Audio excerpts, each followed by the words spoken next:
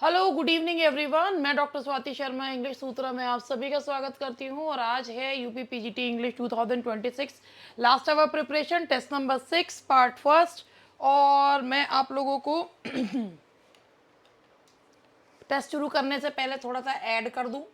सबसे पहले भाई इसका ये जो है आप लोग बहुत ध्यान से इस बात को समझ लें जो हमें चीज़ बतानी है।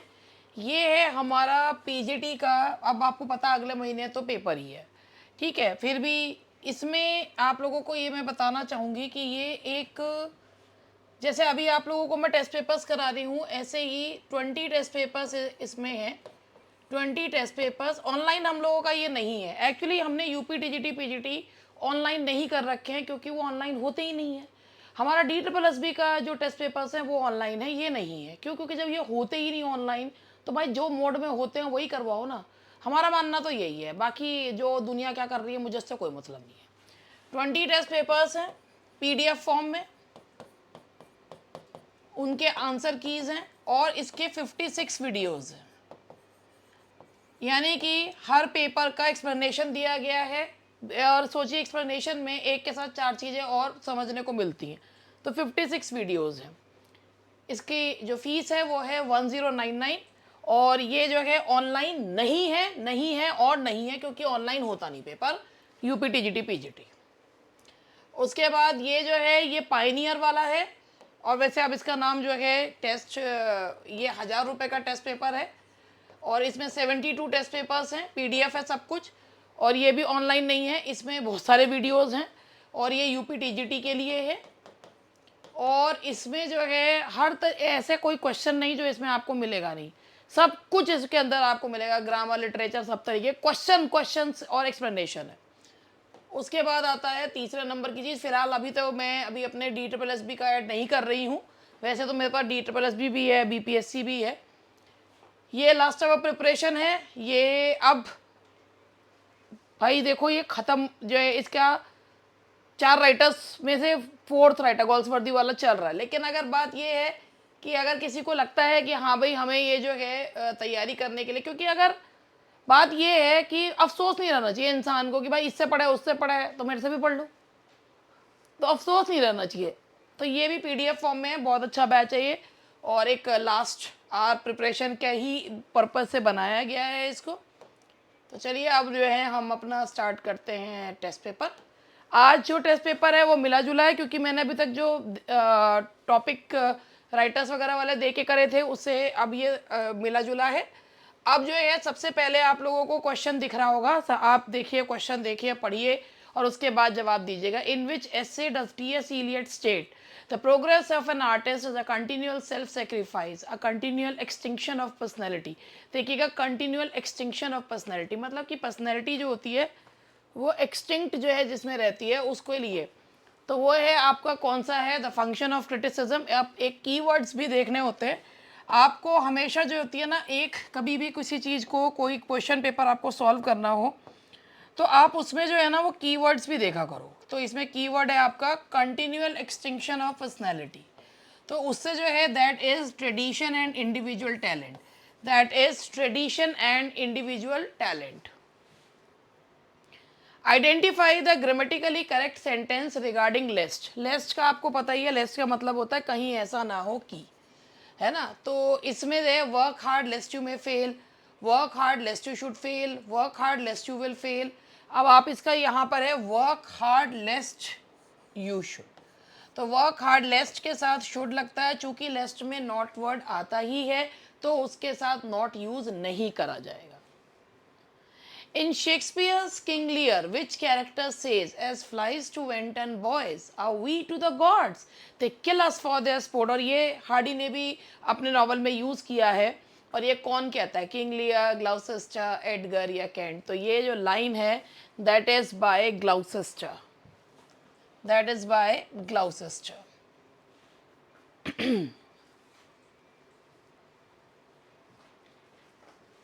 और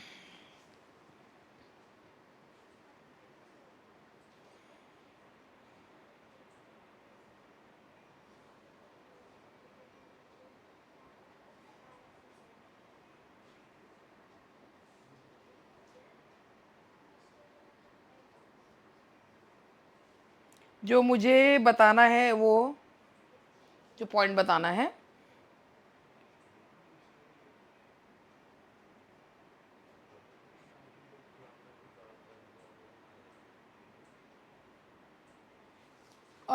इसमें हार्डी ने इसे अपने Tess of the d'Urbervilles में यूज़ किया है। बस मैं चेक कर रही थी कि मैं सही हूँ नहीं हूँ, क्योंकि कई बार जो है मैं भी भूल जाती हूँ ना चीज़ें। नेक्स्ट क्वेश्चन है question number 4। Which poem of Wordsworth is considered the high watermark of his poetic genius and deals with the pan psychic view of nature. तो ये है high watermark of his. High watermark जो है वो कौन सी कहलाती है? That is ode on intimations of immortality, that is C. Choose the correct preposition. The climate of India is not conducive dash his health. Conducive के साथ लगता है that is to. Conducive के साथ fixed preposition आता है to. Mulkraj Anand's Across the Black Water is unique because it is the only Indian English novel set against the backdrop of the partition of India, World War I, the Salt March, the Sepoy Mutiny. And the answer is World War First. That is World War First पर ये आधारित है.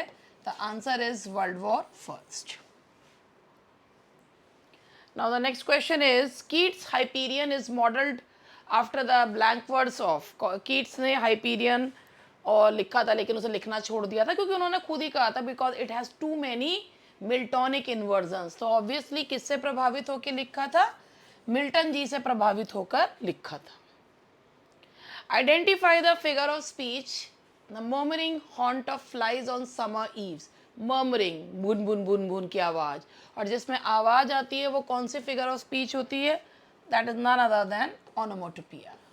That is onomatopoeia.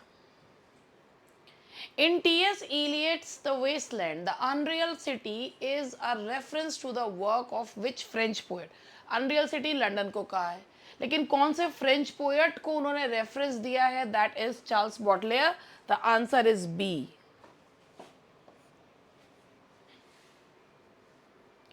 Shakespeare's the Winter's Tale is based on which prose romance by Robert Greene? Robert Greene के prose romance है Pandosto. Pandosto. That is B, Pandosto. Identify the part of speech of the underlined word. अब पहले मैं आप लोगों को इसमें word underline कर दूं. That is but. He was but a child when he left home. He was but a child. अब बट जो होता है ना, वो देखते ही एक दिमाग में आता है कि बट का मतलब तो लेकिन होता है, और बट जो होता है वो कंजंक्शन होता है ना. लेकिन यहाँ पर तो ये कंजंक्शन का काम नहीं कर रहा है ना. तो ये क्या है? जब बट जो होता है वो ओनली या जस्ट के फॉर्म में यूज किया जाता है तो वो बन जाता है adverb. He was but a child मतलब he was only a child, तो ओनली एक एडवर्ब होता है. He was only a child जब उसने घर छोड़ा. वेन ही लेफ्ट वॉट, और यहाँ होम एडवर्ब नहीं है. When he left what, home. तो यहाँ पर ये जो बट है that's an adverb. That's an adverb. Who called Wordsworth a moral eunuch? Wordsworth को मॉरल यूनक किसने कहा था? वर्ड्सवर्थ को मॉरल यूनक कहा था शेले ने when Wordsworth changed his political views from Whigs to Tory. Which novel of Mulkraj Anand deals with the theme of the machine age and the proletariat in the city of Bombay? The Village, The Big Heart, The Sword and the Sickle, Coolie. तो जो machine as है यानी कि जिसमें अनंत है, and that is the big heart. The answer is the big heart. I shall have been writing my thesis for 3 years by the end of this month. Future perfect continuous tense. The answer is future perfect continuous tense. The poetry of Earth is Never Dead is the opening line of a sonnet by Keats entitled The Poetry of Earth is Never Dead, और ये है On the Grasshopper and Cricket. On the Grasshopper and Cricket. Shakespeare's phoenix and the turtle is. Shakespeare की phoenix और turtle एक बहुत ही उलझी हुई पोएम है, एंड दैट इज जिसमें फिनिक्स और टर्टल दोनों बर्ड्स का नाम है. The answer is A, allegorical poem. That is an allegorical poem. Which of the following is an example of an unattached participle, यानी कि डेंगल्ड पार्टिसिपल का। तो सबसे पहले देखते हैं इसमें क्या है। Being a fine day we went out, ये पार्टिसिपल है और हर पार्टिसिपल का सब्जेक्ट जो होता है वो यहाँ दिया होता है। तो अगर आपने यहाँ पर लगाया तो we being a fine day आया, तो ये एक सेंटेंस आपका गलत है। तो पहला तो ऑप्शन आपका ए है। Hearing the noise the boy woke up, the boy hearing the noise woke up, सही है, डेंगल्ड नहीं है। Standing on the gate a scorpion stung him, तो यहाँ पर a scorpion standing on the gate stung him, यानी कि एक स्कॉर्पियन गेट पे खड़ा था और उसे स्टंग कर लिया। इसको ऐसे बनाएंगे, he was stung by a scorpion, तो ये होता standing on the gate, he was stung by, तो he standing on the gate, तो ये भी डेंगल्ड पार्टिसिपल है। तो ए और सी हो गया, और ए और सी दोनों में डेंगल्ड पार्टिसिपल, तो आंसर ए और सी है। T.S. Eliot's The Hollow Man borrows its famous shadow imagery form. Hollow Man में shadow imagery कहाँ से ली गई है? शेडो इमेजरी जो है वो ली गई है दाते के इन्फर्नो से, जोसेफ कॉनरेड के हार्ट ऑफ डार्कनेस से, और शेक्सपियर के जूलियस सीजर से, तीनों से ली गई है। तो ए बी सी तीनों है। द आंसर इज, तो यहाँ बोथ ए एंड बी लिखा हुआ है मगर ये तीनों से ही ली गई है। तो दांते के इन्फर्नो जोसेफ कॉनरेड के हार्ट ऑफ है, मिसबा कुड से जेड, तो जब वो बोलते हैं ना तो he was hollow from inside, तो वो जो शेडो है वो उससे भी ली गई है। तो Dante's Inferno, Joseph Conrad's Heart of Darkness और शेक्सपियर जूलियस सीजर, तो तीनों हैं, इसलिए इसमें ए बी सी तीनों हैं। In grammar, the is used before a singular noun to represent a whole class. This is called, जब पूरी क्लास के आगे द यूज किया जाता है तो the zero article, the indefinite article, generalising use of the definite article, इसे यही कहा जाता है the generalising use of the, जब एक क्वालिटी सभी में पाई जाती है तो वहाँ हम आर्टिकल द लगाते हैं। जैसे a cow is a useful animal, यानी कि any cow, the cow is a useful animal, यानी कि each and every cow is useful, तो वहाँ पर हम generalising use of definite article करते हैं। Who is the protagonist of Mulkraj Anand, The Sword and the Sickle? Munnu, Lalu, Bakha, Gangu, and that is Lalu. Lalu's trilogy भी है जिसका, that is Lalu. Identify the correct sentence.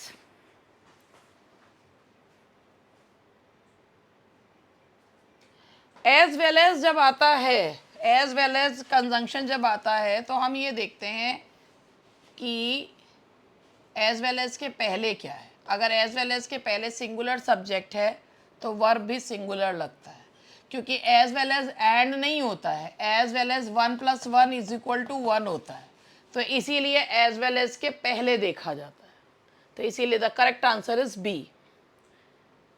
The publication of which work marks the end of the romantic age. रुक जाइए, question को ध्यान से पढ़िएगा, ऐसा ना हो कि आप जो है ये फटाक से ए लगा के बैठ जाए। एंड बोला, एंड, और रोमांटिक एज का एंड हुआ था रिफॉर्म एक्ट के आने से और सर वॉल्टर स्कॉट की death 1832, reform act and Walter Scott's death. In Shakespeare's Macbeth, the porter scene serves the purpose of। देखो भाई, ये तो सभी को ही पता है कि विलियम शेक्सपियर ने यूनिटीज को वायलेट करा है। Tragedy is meant for catharsis.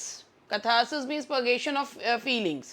Pity and fear are the two feelings that a tragedy is supposed to arouse. अब बात ये है कि मकबेथ में विलियम शेक्सपियर ने अपनी ट्रेजेडी में, पोर्टर अपनी ट्रेजेडीज में वो कुछ ऐसे सीन्स डालते थे कि जो जनता जनार्दन है वो उठ के ना भागे, and that was meant for comic relief.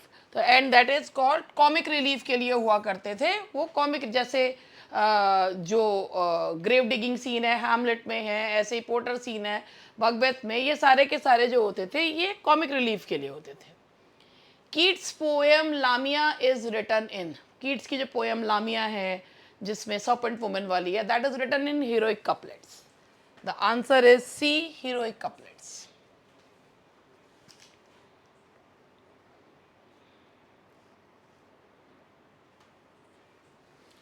Next is the phrase the still sad music of humanity appears in. The still sad music of humanity appears in Ode, Tintin Abbey, Prelude, Resolution, and Independence.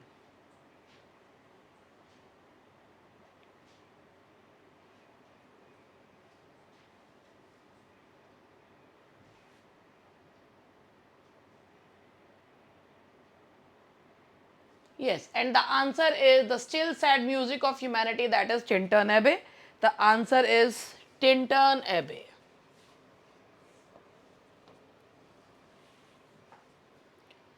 The after effects of the drug are dangerous. अब अगर मैं यहाँ पर after effects और dangerous दोनों लगा दूं और आपसे पूछूं कि इसका पार्ट ऑफ स्पीच क्या है. After effects of the drug are dangerous. अब यहाँ पर वैसे तो आफ्टर जो होता है वो एक प्रेपोजिशन के रूप में यूज़ होता है, और लेकिन यहाँ पर जो है आफ्टर इफेक्ट्स, इफेक्ट्स नाउन है, नाउन के पहले आफ्टर लग रहा है, एडजेक्टिव है, और उसके बाद ड्रग के बारे में बताया गया तो वो भी एडजेक्टिव है, तो दोनों पे मैंने लगा दिया. The answer is B, adjective. T S. Eliot's the cocktail party is. T S. Eliot का कॉकटेल पार्टी एक वर्स ड्रामा है. That is a verse drama.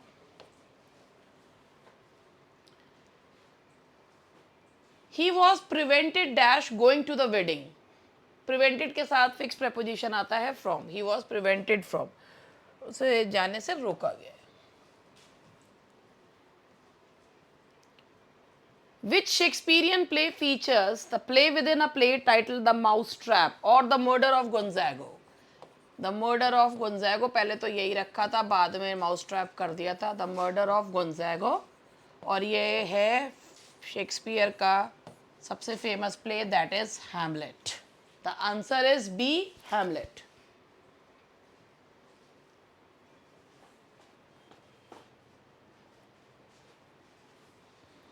Anand Untouchable follow the events of how many days. Anand का Untouchable जो है वो एक दिन की कहानी है. The answer is one single day.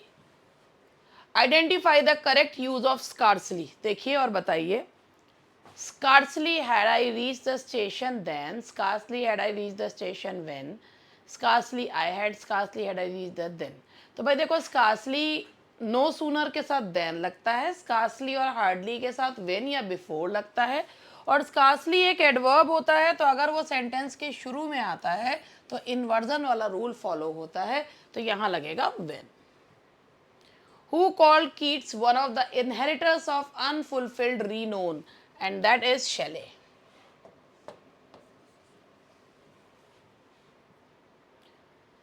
Wordsworth का एक सोनेट है, the world is too much with us, जिसमें उन्होंने कहा है कि the world is too much with us, getting and spending, we lay waste our powers, little we see in nature, that is hours.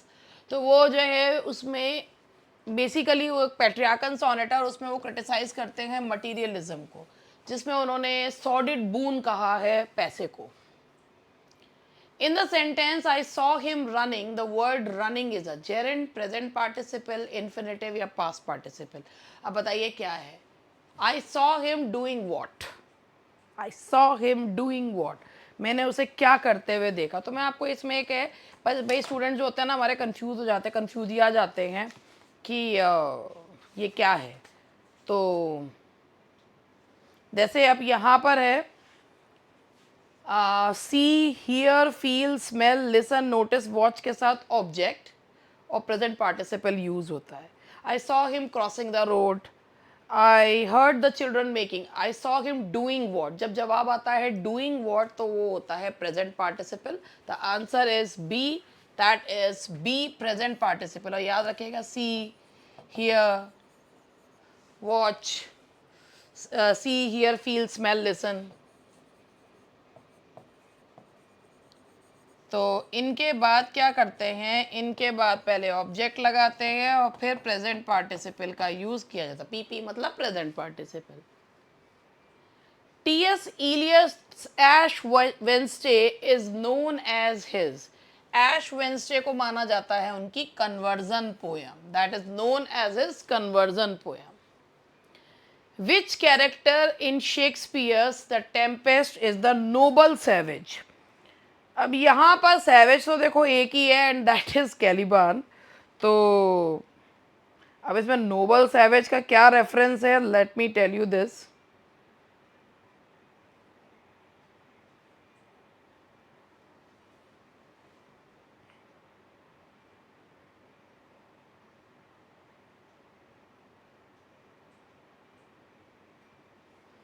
देखिए इसके बारे में मैं आपको थोड़ा सा ये बताना चाहूँगी कि कैलिबान, आप सबको अगर जिससे भी टेम्पेस्ट पढ़ी है सबको पता है कि कैलिबान एक सैवेज और डिफॉर्म्ड स्लेव के रूप में दिखाया गया है। बेसिकली ये विलियम शेक्सपियर का एक जो है कॉलोनियलिज्म को सही बताता हुआ प्ले है और इसमें उन्होंने कॉलोनाइजेशन को जस्टिफाई करते हुए ये कहा है कि जो कॉलोनाइज्ड हैं उनको सैवेज के रूप में दिखाया गया है। तो कैलिबान जो है he is a complex figure और he actually presents the criticism of colonialism and often interpreted as noble savage. So he is called a noble savage by many critics later called him noble savage.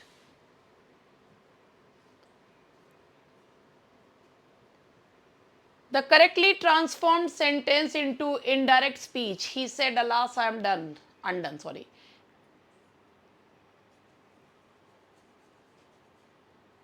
एक ही है, he exclaimed sadly that he was undone, and the answer is B.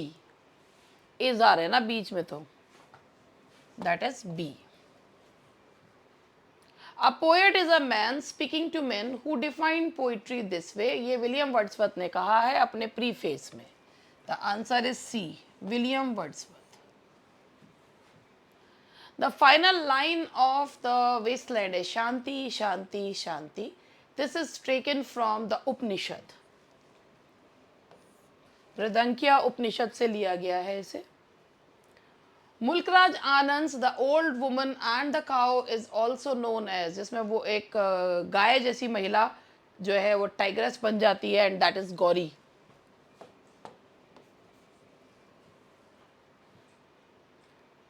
Under the he arrived late. अब इसमें ये late है, ही arrived, वो अब ही arrived कब आया, लेट आया ना. He arrived, he is late तो वो एडजेक्टिव होता. वर्ब के बारे में बता रहा है ही अराइव्ड कब आया, ही अराइव्ड लेट, वो लेट आया. तो इसीलिए ये आप खुद ही बता दो. आप जो है मैंने इतना सारा तो आपको वो दे दिया है तो उसमें आप बता भी दोगे.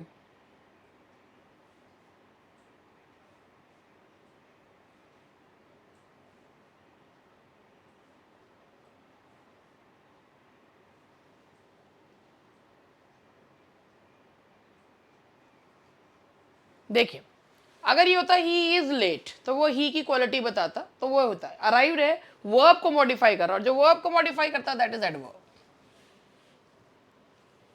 Keats Isabella is based on a story from. Keats का इजाबेल जो है वो बेस्ड है story from Boccaccio's Decameron. That is Boccaccio's Decameron. Which play of Shakespeare is a dramatization of a story from Plutarch's lives? Plutarch के lives में से उनके Roman pledge लिए गए. अब इनमें से उनका रोमन प्ले एक ही दिख रहा है और वो है that is Coriolanus. The answer is B. He is addicted dash gambling. He is addicted to gambling. He is addicted to gambling. Objective correlative is first mentioned by Eliot in which essay. Objective correlative उन्होंने use किया था Hamlet के लिए, कि Hamlet play में objective correlative नहीं है, मकबेथ में है, तो उसी प्ले में उन्होंने यूज किया था Hamlet and his problems. egotistical sublime is a phrase coined by Keats to describe the poetry of. egotist का मतलब होता है one who talks about himself, और ये कहा है कीट्स ने विलियम वर्ड्सवर्थ के लिए.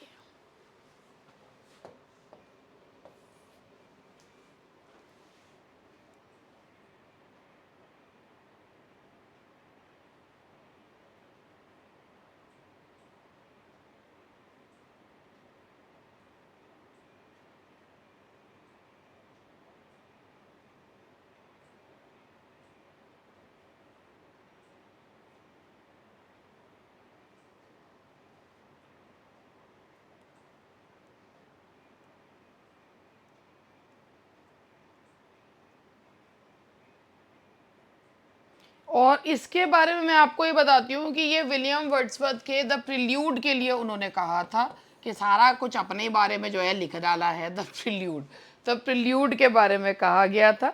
और ये उन्होंने रिचर्ड वुडहाउस को अपने एक लेटर में कीट्स ने कहा था। Identify the correct sentence, I prefer coffee to tea. Coffee के साथ मतलब प्रेफर के साथ टू लगता है, प्रेफर के साथ हम क्या लगाते हैं, to. Shakespeare's Twelfth Night has another title, and what is it? Twelfth night का सब टाइटल क्या? ट्वेल्थ नाइट को एक इसके बारे में मैंने ये भी पढ़ा था कि लास्ट मर्थ प्ले जो है उसको कहा जाता है।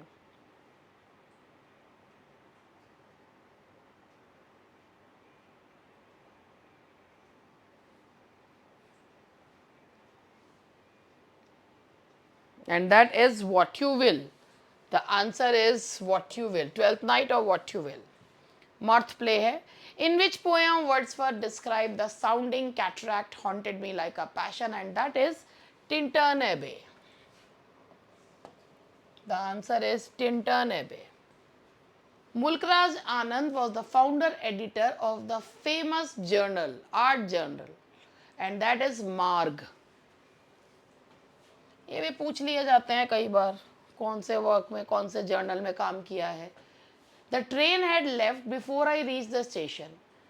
एक काम पहले हो गया, एक काम बाद में हो गया, तो टेंस जो है ये आपका है past perfect tense. That is past perfect. The answer is A, past perfect tense. The Tyreus' figure in the wasteland is significant because he is a blind prophet. सही है। He has experienced both life as both men and women. ये भी सही है। He is the unifying consciousness of the woman. Tyreus के माध्यम से एक चीज़ ये दिखाई गई है कि आफ्टर वर्ल्ड वॉर फर्स्ट जो जनरेशन है वो भी मॉरली जो है that has converted into eunuchs. तो that is all of the above. The answer is all of the above.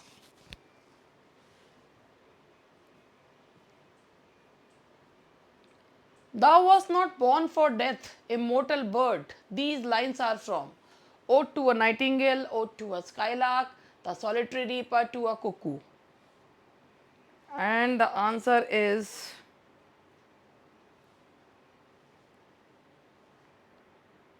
that is Ode to a Nightingale. Keats की बहुत ही famous odd है। Choose the correct sentence regarding unless. देखो भाई unless को देखकर है, unless you do not work hard, ये तो गलत ही है। अनलेस यू वर्क हार्ड, जब तक मेहनत नहीं करोगे you will not fail. Unless you work hard, unless you will work hard you will, जब तक मेहनत नहीं करोगे you will not fail. Unless you work, C आएगा अनलेस यू वर्क हार्ड, जब तक मेहनत नहीं करोगे तुम फेल होगे। ठीक है, तो इसका आंसर है आपका C, unless you work hard you will fail, या यू विल नॉट सक्सीड होता ना, वही सेम चीज है। In Shakespeare's Hamlet what is the name of the play the strolling players perform. और मैंने अभी आपको बताया ही था, that is the Murder of Gonzago, the Murder of Gonzago. बाद में इसका नाम बदल के माउसट्रैप कर दिया था। Was it a vision or a waking dream? Fled is that music? Do I wake or sleep? These are the closing lines of Ode on a Grecian, Ode to a Nightingale, Ode on Melancholy to Autumn. And the answer is B, Ode to a Nightingale. Ode to a Nightingale. The grammatical term for a word that connects two clauses but also does the work of a noun is relative adverb, relative pronoun, coordinating conjunction या subordinating conjunction. देखिए ऐसा होता है कि जो दो clauses को जोड़ता है, जैसे एक्चुअली क्या है कि वो सब्जेक्ट के रूप में काम करता है, तो यहाँ पर यह है कि जब वो सबऑर्डिनेट क्लॉज के सब्जेक्ट के रूप में काम करता है तो वो नाउन के रूप में फंक्शन कर लेता है, तो इसीलिए रिलेटिव प्रोनाउन है। Lucy poems were mostly written in, Wordsworth की लूसी पोएम्स मोस्टली लिखी गई थी जर्मनी में। The answer is B, Germany. Which Mulk Raj Anand novel portrays the life of a village boy who becomes a soldier. तो यहाँ पर ये the village across the black waters, the sword and the sickle, ये तीनों ये लालू ट्रायोलॉजी है, that is all of the above.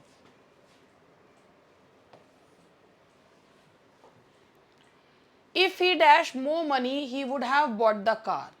तो ये आपका इसका सही जवाब ये है कि ये आपका थर्ड कंडीशनल है.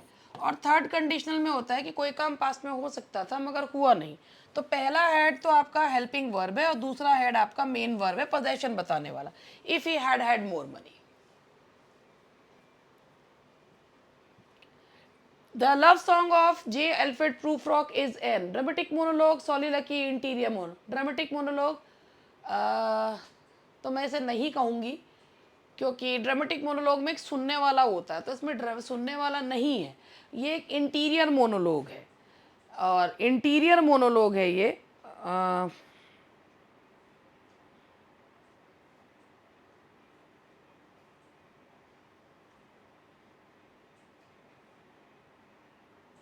क्योंकि ड्रामेटिक मोनोलॉग में एक लिसनर होना चाहिए. लेकिन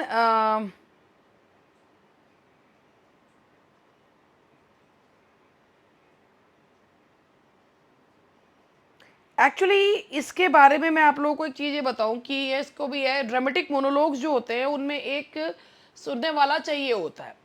लेकिन love song of J Alfred Prufrock जो है उसको मॉडर्निस्ट ड्रामेटिक मोनोलॉग इसलिए कहा जाता है क्योंकि एक इनसिक्योर स्पीकर है और वो जो है एक साइलेंट लिसनर को एड्रेस कर रहा है. वो साइलेंट लिसनर शायद वो जो व्यक्ति है वो खुद ही है, यानी कि जिसने लिखा है. तो ये मॉडर्निस्ट ड्रामेटिक मोनोलॉग के रूप में माना जाता है. तो इसीलिए इसका आंसर बोथ ए एंड सी है कि मॉडर्निस्ट ड्रामेटिक मोनोलॉग भी है और ये इंटीरियर मोनोलॉग भी है. To be a poet is to be a man of feeling, but to be a great poet is to be a man of thoughts. And who said this? To be a poet is to be a man of feeling, but to be a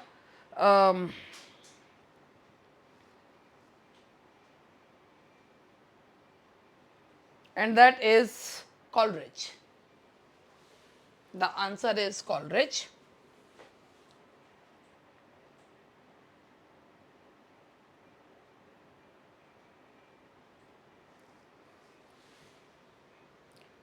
the correctly spelled word is, ये spelling ऐसी हो गई है कि आई जाती है. मतलब मेरे पेपर में उसमें ACCOMMODATI होना, अकोमोडेशन, निवास, that is B accommodation. Shakespeare's Julius Caesar was first performed in, Shakespeare का जूलियस सीजर ग्लोब थिएटर में परफॉर्म होने वाला पहला प्ले था. तो ग्लोब थिएटर बना था 1599 में. The correct answer is this. Identify the part of speech of the underlined word.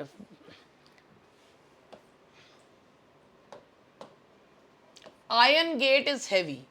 यहाँ iron gate है. यहाँ पर iron अपने आप में एक नाउन होता है मगर यहाँ पर वो गेट को मॉडिफाई कर रहा है, तो इसीलिए यहाँ पर ये एडजेक्टिव है क्योंकि ये नाउन की क्वालिटी बता रहा है.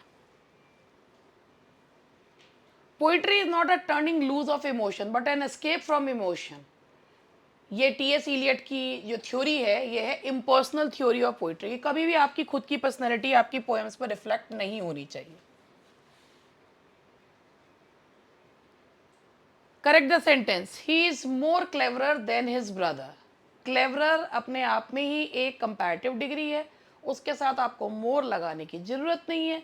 He is cleverer than his brother, तो यहां पर आएगा ए ही आएगा, ही इज क्लेवरर.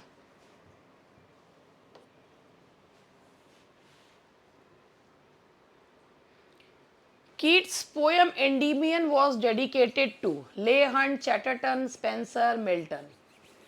किसको डेडिकेट करी थी? The answer is B, Chatterton.